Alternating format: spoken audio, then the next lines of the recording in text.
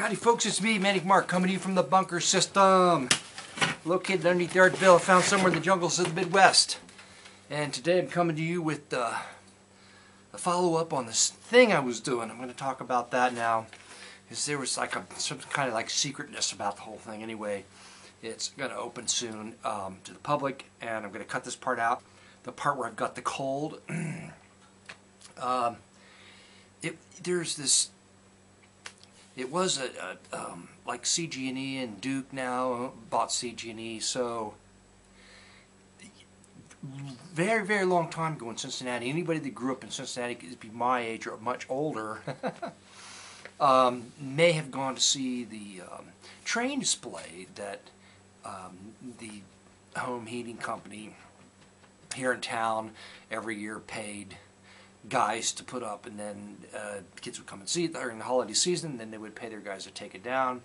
Well, apparently Duke, who bought the company not too long ago, decided that that cost money, way too much money, as they paid maybe 8 guys like 10 weeks worth of pay to put this thing up and take it down, even though the guys may have donated their weekends and so forth and so on. Anyway, they donated the layout and all the stuff, like a whole warehouse full of stuff, to the museum center, okay?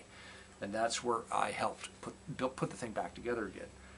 I didn't actually work on the train set, but I worked on all the stuff that goes along with it, including taking this like really ancient elf that's head did this. That's where the elf thing came from, okay, anyway. And it just decorated stuff, but you know, the grunt work and all that. Anyway, that's done, and on the way home, I decided I'm gonna have to clean. I'm really gonna have to clean up down here. Oh, it's cold, it's killing me. Oh, I'm trying to like get some energy up here because I don't. Never mind, cut all that out. It's energy time. So I got the records. I stopped on the way home because I had enough energy to go buy records after I got done with the gig. You know what I'm saying? So what do we got here? We got the guy Jankowski. Cow. Somebody told me it was Cow, didn't they? The last one I listened to had some neat space age stuff on it. Anyway, picked that up. Spanish Rhapsody for Young Lover with harpsichord, piano, and rhythm. The harpsichord was one of the big cool instruments in the '60s, which made things fun to listen to because it's kind of a groovy sound. Billy Strange, James Bond double feature. Billy Strange, his guitar and orchestra, very cool. Happy to get that.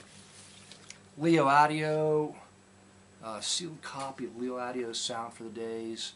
And chorus. See, Tink, she doesn't like the chorus part. I like the chorus part because it's like cheesy 60s. That's why I like it. So it can take like regular 60s music and make it cheesy. So I can tolerate it. Who is Corcovado trumpets? Is that a type of trumpet? Or is that the name of a song? Name of a song. Vic Schoen. Again, no idea. It's kind of a cool cover though. Picked it up. Funky Trumpet on Broadway. Nice cheesecake cover. There's a little bit of blurry nipple that you can see in the naked broad dancing around the funky trumpet.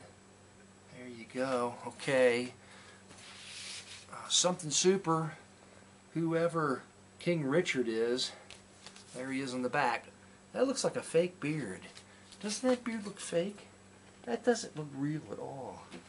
It can't, does it? It can't possibly be real. Don't say Danny Davis and his orchestra. 007 James Bond motion picture covers. Fun, fun. Those are always fun. I think I've got this one. I didn't care for it. Now I have another copy. Do I have this one? I probably have this one too. It's a double truck on Mercury. David Carroll, Latin percussion. Let's save that one for last. That could be good. Otto Weiss and his Crazy Organ. The new Saber Dance. And Jungle Fantasy, Buzzin' Boogie. This could be a lot of fun. What's it on? Jubilee. Is there a date? No. Cut all that out. You're taking too long. Airport 75, yay! This is the year I graduated from high school, and 1974, but it's Airport 75. It was released in 74, though. It could be fun, cheesy 70s music. Speaking of fun and cheesy, the Electric Mood Orchestra, Close Encounters of the Third Kind covers from movies, the movies. It's also just not all Close Encounters. There are other movies on here too. An early Sandy Nelson, Best of the Beats. He made some wonderful percussion albums. Looking forward to listening to this early Sandy Nelson. I may have this one. I think maybe I picked this one up and the record was wrong in it, the first copy I got. But those are two little kids. A horrible photograph of two little kids cut out and pasted on that white surface. It's horrible. I hope it's fun.